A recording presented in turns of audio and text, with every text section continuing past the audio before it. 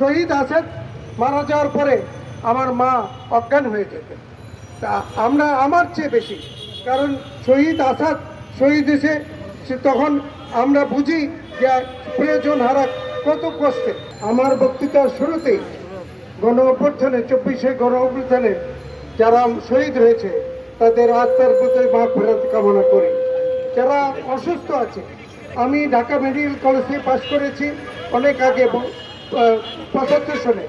আমি গত 7 দিন ঢাকা মেডিকেল কলেজে যারা অসুস্থ আছে তাদের দেখতে আসছি, তাদের সবার ব্যাপারে সহযোগিতা করতেছি। প্রিয়জন হারানো কত যে দুঃখের, সেটা আমার থেকে ভালো কেউ বুঝে না। হ্যাঁ, প্রিয়জন শহীদ আসাদ মারা যাওয়ার পরে আমার মা অজ্ঞান হয়ে যেতেন। তা আমার চেয়ে বেশি, কারণ শহীদ আসাদ শহীদ এসে তখন আমরা বুঝি যে প্রিয়জন হারা কত কষ্টে।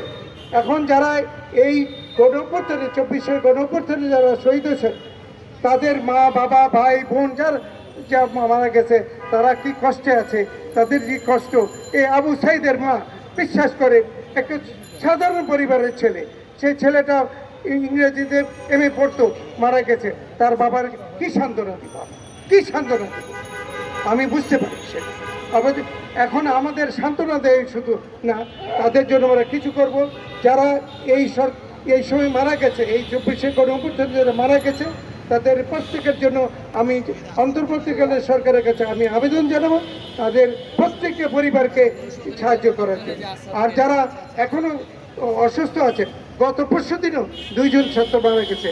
আমি মাত্র ঢাকা মেডিকেল কলেজের 1টার সময় দেখে গেছি, আর 3টার সময় মারা গেছে। তো এই যে আহত যারা আছে তাদের পাশে আপনারা দাঁড়ান। তাদের চিকিৎসার ব্যাপারে টাকা পয়সা অনেক দরকার হয় আপনাদের। আমি যারা বিত্তবান আছেন তাদের আহ্বান জানাবো, আপনারা আসেন, তাদের সাহায্য করেন। আর এই যে পিনাকি, আমি একজন ডাক্তার, পিনাকিকে আমি কালকে বলেছি যে তোমার যে অবদান এই গণ অভ্যুত্থানে, এই স্বৈরাচারী সরকারের পিছনে তুমি কত বছর যাবৎ ফ্রান্সের থেকে এই যে বক্তৃতা মিডিয়াতে বক্তব্য ছাত্র, সেটা অনেক কাজে লেগেছে, অনেক কাজে লেগেছে।